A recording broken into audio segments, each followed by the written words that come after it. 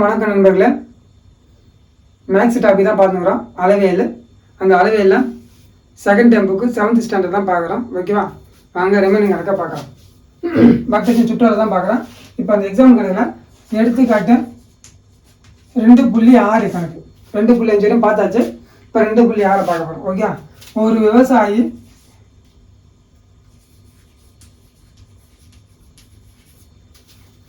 420 metre ஆரமுடைய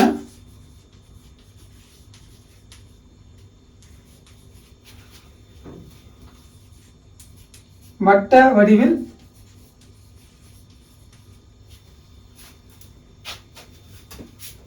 அமைந்திருக்கும்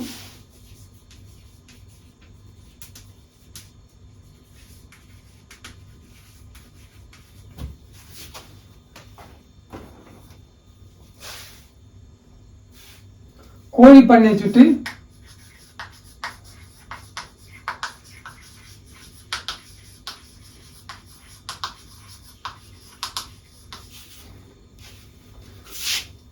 முள்வேலி அமைக்கப்படுகிறது. முள்வேலி அமைக்க விரும்புகிறார்.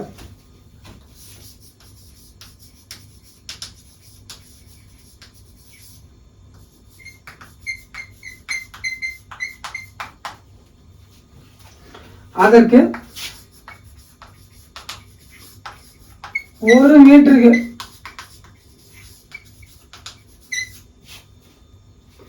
12 மீட்டர் செலவாகுது.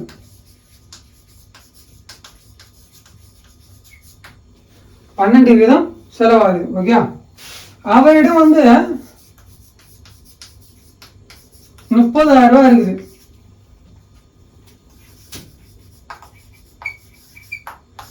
ஏனெனில் அவரது பண்ணைக்கு வேலி அமைக்க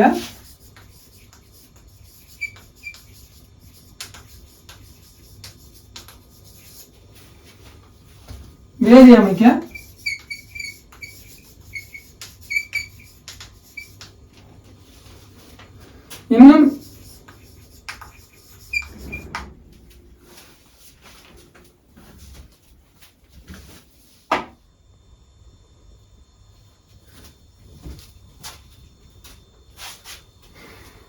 அனைவருக்கும் வணக்கம் நண்பர்களே. ஒரு விவசாயி 420 மீட்டர் ஆரமுடைய வட்ட வடிவில் அமைந்திருக்கும் கோழி பண்ணையை சுற்றி முள்வேலி அமைக்க விரும்புகிறார். அதற்கு 1 மீட்டருக்கு 12 வீதம் செலவு. ஓகே, அவரிடம் 30,000 உள்ளது. ஏனில் அவர் பண்ணைக்கு வேலி அமைக்க இன்னும் எவ்வளவு பணம் தேவை? இன்னும் எவ்வளவு பணம் தேவை? அதான் கேட்குறேன் கொஸ்டின். ஓகேவா? மறுபடியும் இன்னொரு முறை சொல்ற பாருங்க. ஒரு விவசாயி 420 மீட்டர் ஆரமுடைய 420 மீட்டர் ஆரமுடைய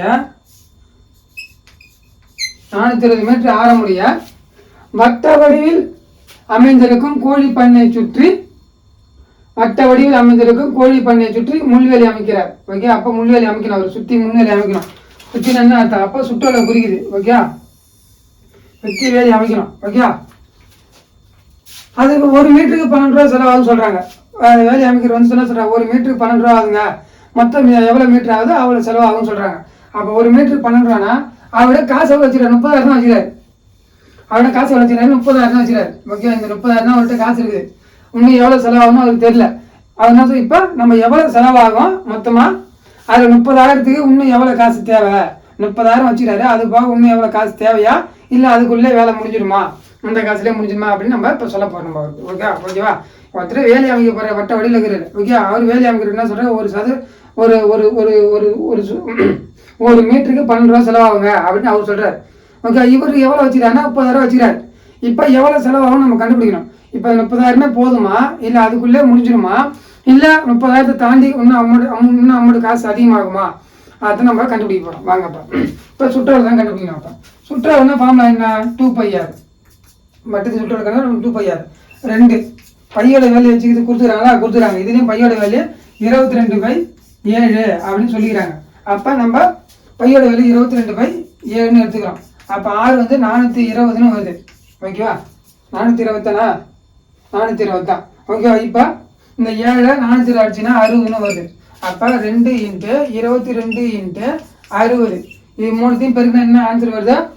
2640 ரூபா. ஓகே, 2640 மீட்டர் வருது சுற்றளவு. ஓகே, இப்போ என்ன சொல்லிடுறாங்க? ஒரு மீட்டருக்கு 12 ரூபா செலவாகுது.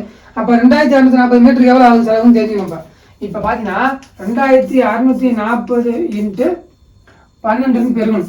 இப்போ அதை பெருக்குனா எவ்வளோ வருது? 12 பெருக்குனாக்கா 31,680 ரூபா வருது.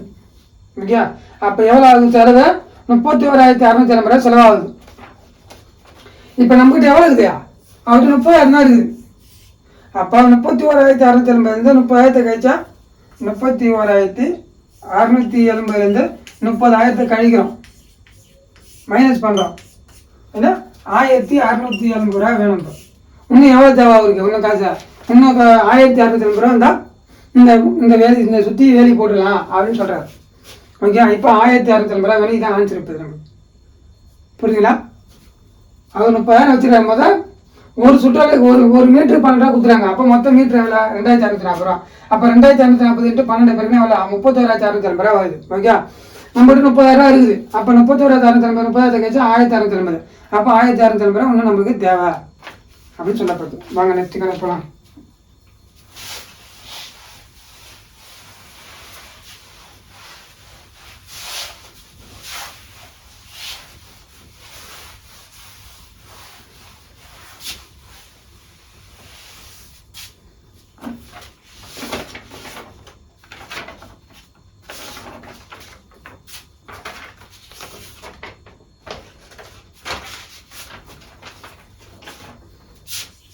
எடுத்துக்காட்டு கணக்கு 2.7. ஓகேவா?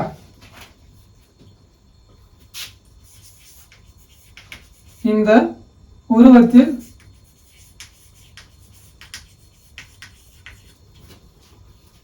செவ்வகத்தின் ஒவ்வொரு பக்கங்கள் மீதும் செவ்வகத்தின்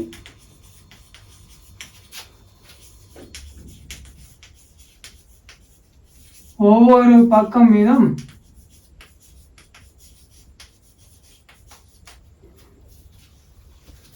அமைந்த அரைவட்ட சுட்டுகளில் அமைந்த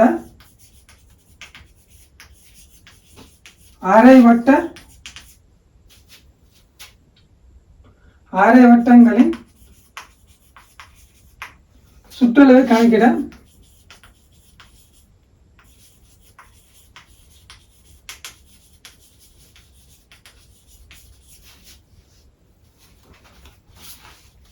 வேண்டும்.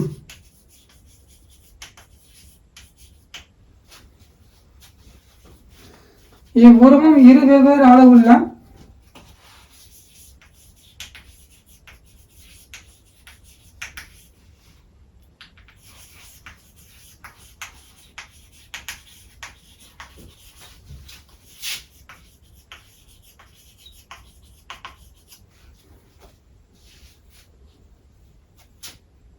அரைவட்டங்களால் உருவாக்கப்பட்டுள்ளது.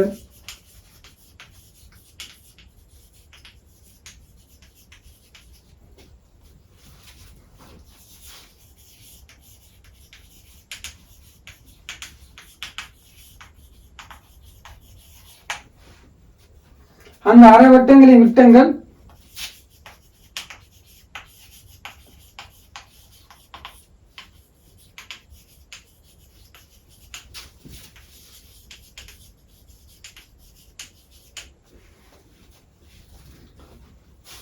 ஏழு சென்டிமீட்டர் அண்டு 14 சென்டிமீட்டர்.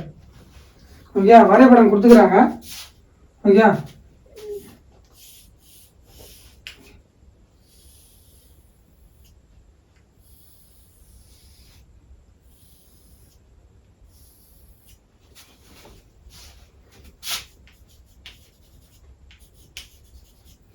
இதுதான் வரைபடமாக கொடுத்துக்கிறாங்க. புக்கில் இந்த வரைபடம் கொடுத்துக்கிறாங்க. நாங்கள் போடுறது வரைபடம் புக்கிலே கொடுத்துக்கிறாங்க. ஓகேவா? இந்த உருவத்தில் செவ்வகம் இதுல ஓகே, அந்த செவ்வகம் தான் சொல்றாங்க. இந்த செவ்வகத்தின் ஒவ்வொரு பக்கம் மீதும் அமைந்த அரை வட்டங்களின் சுற்றளவை கணக்கிட வேண்டும். இது மேல 6 வட்டம் இருக்குதுல. ஓகே, 6 வட்டம் இருக்குது. கணிக்கிறாங்க. இவ்வுருவம் இரு வெவ்வேறு அளவுள்ள அரை வட்டங்களால் உருவாக்கப்பட்டுள்ளது. அந்த அரை வட்டங்களின் விட்டங்கள் 7 சென்டிமீட்டர் 14 சென்டிமீட்டர், அதான் 7 சென்டிமீட்டர் 14 சென்டிமீட்டர். இதுதான் படத்தில் கொடுத்துறாங்க. இது எல்லாமே புக்கிலே கொடுத்துருக்கு. நான் எதுவும் வரைபடம் நான் போட்டதில்லை. ஓகே. இப்போ இதை பார்த்தீங்கன்னா செவ்வகத்து மேலே அரை வட்டம் இருக்குது. இது ஒரு அரை வட்டம். ஓகே. அவங்களே சொல்லிட்டாங்க இது ஒரு அரை வட்டம்னு. புரியுதுங்களா? அவங்க என்ன சொல்லிட்டாங்க, அரை வட்டம் நம்மகிட்ட சொல்லிட்டாங்க. சரிதானா? இப்போ இந்த பாட்டை மட்டும் தனியாக எடுத்து ஏற பாருங்க. இங்கே பாருங்க, இப்படி இருக்குது. ஓகே. இது இப்படி இருக்குது. ஓகே. இந்த மேலே இருக்கிற பாட்டு ஒன்றுன்னு இருக்குதுன்னு வச்சு இதை ஒன்றுன்னு வச்சுக்கோங்க. ஓகே. இதை 1, இதை 2ன்னு வச்சுக்கோங்க. ஓகே. இப்போ செவ்வகத்தோட மேலே இருக்கிற நீளமும் ஒரே சைஸ் தான், கீழே இருக்கிற நீளமும் ஒரே சைஸ் தான். இங்கேயும் 14 சென்டிமீட்டர் தான், இங்கேயும் 14 சென்டிமீட்டர் தான். ஓகேவா? சரிதானா? புரியுதுன்னா? இங்கேயும் 14 சென்டிமீட்டர், இங்கேயும் 14 சென்டிமீட்டர் தான். இங்கே என்ன வட்டத்தோட அளவோ அதே வட்டத்தோட அளவு தான். ஓகே. அப்போ இது ஒரு வேலை கண்டுபிடிச்சா அதே வேலை தான் இதுக்கும். புரியுதுங்களா? அப்போ இது ஒன்று கண்டுபிடிச்சாவே நம்மளுக்கு இது கண்டுபிடிச்ச மாதிரி. அப்போ இப்போ சுற்றுலா கண்டுபிடிக்கணும். இந்த அரை வட்டத்தோட அந்த அரை வட்டத்துல அந்த வெளி இது பாருங்க, இந்த மேல் பக்கம் மட்டும்தான் கண்டுபிடிக்கும். ஓகே. அந்த அரை வட்டம் இந்த செவ்வகம் இந்த செவ்வகத்தை விட்டோம் நமக்கு தேவையில்லை. இதுக்கு மேலே இருக்கிற இந்த அரை வட்டத்தை சுற்றுலா தான் நம்ம கண்டுபிடிக்கணும். ஓகே. இப்போ இந்த பாயிண்ட்லேருந்து பார்த்தீங்கன்னா நம்மளுக்கு ஃபுல்லாக நீட்டாக தான் நம்ம எடுத்துக்கிறோம். அப்போ நீட்டாக எவ்வளோ ஆகுது? 14 வருது. அப்போ இதுலேருந்து பாதி மட்டும் எடுத்துனா எவ்வளோ வருது? 7 வரும். ஏன் 7 வருது? 14 டிவைட் பை 2, 1 7 7 14, 7 2 14. ஓகே. 7 அதான் பார்த்தேன். 7 வருது. அப்போ விட்டம் 14னா ஆரம் என்ன இது? சரி, விட்டம் 14. புரியுதுங்களா? விட்டம் வந்து 14ன்னு அர்த்தம். ஏன்னா ஃபுல் நீட்டுக்கு இருக்குது. அப்போ இதை பாதி ஆகணும், வகுக்கணும் 2ஆல. அந்த வகுக்கினால்தான் 6. 6 வந்து 7ன்னு வருது. இப்போ 6 கண்டுபிடிச்சாச்சு. ஓகே. இப்போ இது ஒரு வட்டம், இந்த ரெண்டும் கண்டுபிடிக்க போகிறோம். இப்போ சுற்றளவு என்ன ஃபார்முலா அப்படின்னா, இப்போ சுற்றளவு ஃபார்முலா 1/2 × 2πr. ஏன் 1/2 போடுறோங்க? அரை வட்டத்தின் சுற்றளவு அதான், அங்கே தான் மெயின் பாயிண்ட். அங்கே தான். ஓகே. அங்கே 1/2. நீங்கள் அங்கே இப்போ பையார் போடும், அதெல்லாம் நான் போடல. நான் எப்போ என்ன வச்சுருவாங்க நீங்கள் யூஸ் பண்ணுங்க. இதே யூஸ் பண்ணுங்க, நல்லது. ஏன் அப்படி சொல்கிறேன்னா, நீங்கள் ஃபார்முலா ஞாபகம் வைக்கல. அப்படியே அரை வட்டம்னா 2ஆல் வகுக்கணும், வேறு எதுவும் விஷயம். ஓகே. வாங்க நீங்கள் பார்த்தீங்கன்னா 1/2 × 2 அப்படியே வச்சுங்க. பைக்கு எப்படின்னு போடணும்னு சொல்லிக்கிறாங்களா? எதுவும் சொல்லல. ஓகே. நீங்கள் 22/7 வச்சுங்க. 22/7 அப்படி வச்சுங்க. இன்ட்டு 6க்கு 7ன்னு வச்சுங்க. ஓகே. இந்த 2க்கு இந்த 2 கேன்சல் ஆகிடும், இந்த 7க்கு இந்த 7 கேன்சல் ஆகிடும். அப்போ என்ன ஆன்சர்? 22ன்னு வருது. ஓகே. இப்போ 1தோட ஆன்சர்னா 22. இந்த 1 மட்டும் நம்ம கண்டுபிடிச்சிடும். ஓகே. அப்போ கீழே 1 இருக்குது, 2 ஒரே ஆளு தானே. அப்போ 22 × 2 எவ்வளோ ஆகுது? 44. அப்போ இந்த ரெண்டுத்துக்கும் சேர்த்து எவ்வளோ ஆகுது? 44 சென்டிமீட்டர் ஆகுது. ஓகேவா? புரிஞ்சுதாப்பா? இப்போ வாங்க இப்போ இந்த வட்டத்தை பாருங்க. இப்போ இதை இந்த பக்கத்துக்கு போடுறோம்ல, இந்த பக்கம் இருக்குதுல்ல, இதை போடுறேன் பாருங்க. இப்போ இது வந்து இப்படி இருக்குது. ஓகே. நான் இப்படியே போல திருப்பி போடுறேன், அதுக்காக நீங்கள் தெரிஞ்சுக்காக போடுறோம். ஓகே. அது ஒன்றும் பார்த்து. ஓகே. இப்போ இந்த பக்கம் 7ன்னு கொடுத்துறாங்க. 7ன்னு கொடுத்துறாங்க. அப்போ 7ன்னு அர்த்தம் அது அந்த நீட்டாக வந்து 7 தான் மொத்தமாக. அப்போ இது ஃபுல்லாக வந்து எவ்வளோ ஆகுது? 7ன்னு வச்சுறாங்க. அப்போ டியோட வேல்யூ என்னது? 7. அப்போ 6 வேணும்னா 7/2ன்னு போடணும்.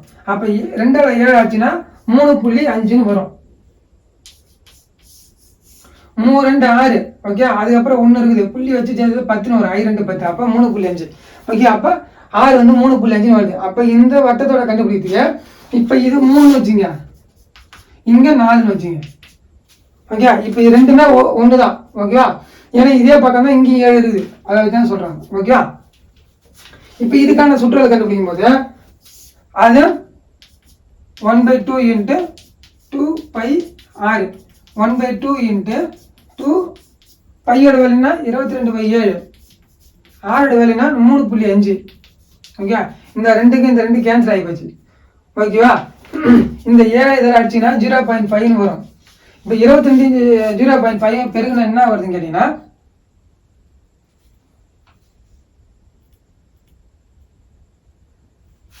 11 வருதான். சரி, ஆமா 11 வரும். ஓகேவா? இதான் வரும் ஆன்சர், 11 வரும். இப்போ இது கூட 1 தான் இருக்குது.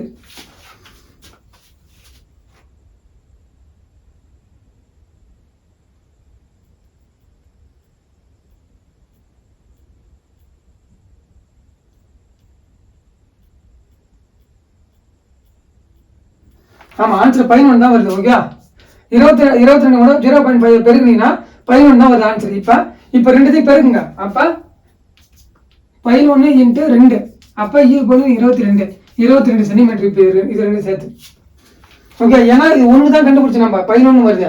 இப்போ 2 இருக்குது இல்லை, அப்போ 2ஆல் பெருக்கிறோம். அப்போ 22 சென்டிமீட்டர் அப்படின்னு வருது. ஓகே, இப்போ அவங்க என்ன சொல்கிறாங்க, மொத்தமாக எவ்வளோ சுற்றுலா வருதுன்னு கேட்கும்போது இப்போ இந்த 44 இந்த 22 கூட்டணும். அவள் தான் 22 + 44. ஓகே, 66 வரும். எவ்வளோ வருது? 66 சென்டிமீட்டர் வரும். இதான் ஆன்சர். ஓகே, 66 சென்டிமீட்டர் தான் இதனுடைய ஆன்சர். புரியுதா? ஃபர்ஸ்ட் இந்த ஒரு அரை வட்டத்தை கண்டுபிடிங்க. அப்போ இது சேம். அப்போ 2ஆல் பெருக்கியாச்சு. ஓகே, அப்போ இந்த அரை வட்டத்தை கண்டுபிடிங்க. இது ரெண்டுத்தையும் சேம். அப்போ ரெண்டுத்தையும் பெருக்கினா 2ஆல் பெருக்கினா ஆன்சர் வந்து போச்சு. 22 இங்கே 44. இப்போ ரெண்டுத்தையும் கூட்டினாக்க மொத்த சுற்றுலா எவ்வளோ? 66. ஓகே, இதான் கொஸ்டின் ஆன்சர். ஓகே, புரியுதுங்களா? நெக்ஸ்ட் ஆன்சர் போகலாம். பெருசாக இது மாதிரி தெரியும், ஆனால் இதில் ஒன்றுமே இல்லை. இந்த நீட்டுக்கு இந்த வசனம் கொடுத்துருந்தாங்களே, இந்த வசனம்லாம் கொடுக்கவே மாட்டாங்க. கொஸ்டின் பார்த்தீங்கன்னா இந்த வரைபடம் மட்டும் தான் கொடுத்துருப்பாங்க. அதை வச்சு தான் நமக்கு போடுற மாதிரி இருக்கும் கொஸ்டின். ஓகே, இங்கே நம்மளுக்கு கொடுத்துருக்காங்க புக்கில், ஸ்கூல் புக்கில் அது மாதிரி டீட்டெயிலாக கொடுத்துருக்காங்க. ஆனால் டிஎன்பிசி கொஸ்டின் வரும்போது அந்த கண்டிப்பாக அந்த இது இருக்காது. எது இருக்காது? அந்த வசனம், இந்த இவ்வளோ பெரிய வசன கருத்தாலாம் அங்கே இருக்காது. உங்களுக்கு ட்விஸ்ட் பண்ணதுக்காக அந்த இது தான் கொடுத்துருப்பாங்க. நீங்கள் வந்து தான் அதை அந்த ஆடை வட்டம் கால் வட்டம் நம்மளே எடுத்து அதை நம்ம அசியம் பண்ணி அந்த செவகத்தோட நீளம் இந்த நீளம் ஒரே சமமாக தான் இருக்குது. அப்போ அதை வச்சு நம்ம அசியம் வச்சு போடணும். இப்போ அடுத்த கணக்கு வாங்க. எடுத்துக்காட்டு கணக்கு 2.8. ஓகேவா? கண்ணன் என்பவர்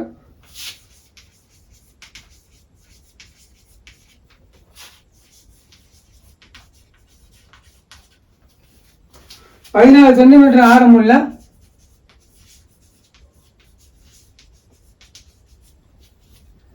ஒரு வட்ட தகட்டை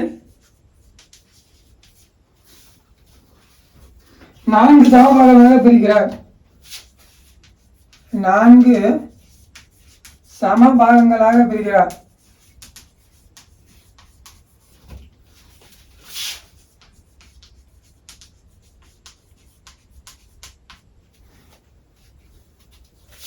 அதன்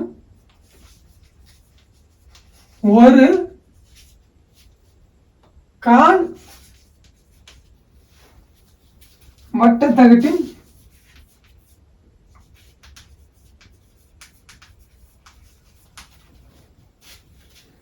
சுற்றளவு காண்க.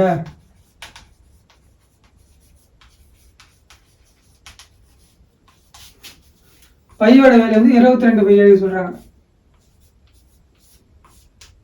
ஓகே,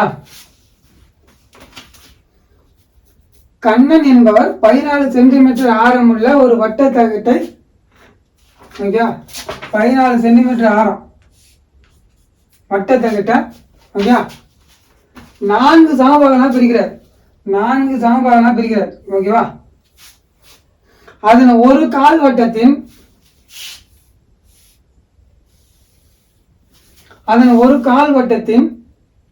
வட்டத்தகட்டின் சுற்றளவு காண்கன்னு கேட்குறாங்க. நீங்கள் நல்லா கொஸ்டின் சுட்டு யோசனை பண்ணி பாருங்க. அவங்க அப்படிதான் இப்போ இதுதான் கொஸ்டினோட ட்விஸ்டே இங்கே தான் இருக்குது. ஓகே, அந்த 4 வட்டத்தை 4 பாகம் பிரிச்சுட்டாங்க. நான் ப்ரீவியஸ் கிளாஸ்லாம் வீடியோ பார்த்தீங்கன்னா இந்த 6 இருக்கும். ஓகே, இந்த சுற்றுவட்டம்னா இந்த சுற்றுவட்ட பகுதி தான் கண்டுபிடிச்சிருவோம். 3 வட்டம். ஓகே, அந்த 3 வட்டத்தை தான் பார்த்துருப்போம். ஓகே, இவங்க அதில் ஒரு கால் வட்டத்தை தனியாக எடுத்து போட்டு, ஓகேவா, இந்த கால் வட்டத்தை சுற்றளவு கேட்குறாங்க. காலன்னு சுற்றுலா இதை மட்டும் குறிக்காது. ஓகே, இந்த நீளமும் இதோட நீளமும் குறிக்குது.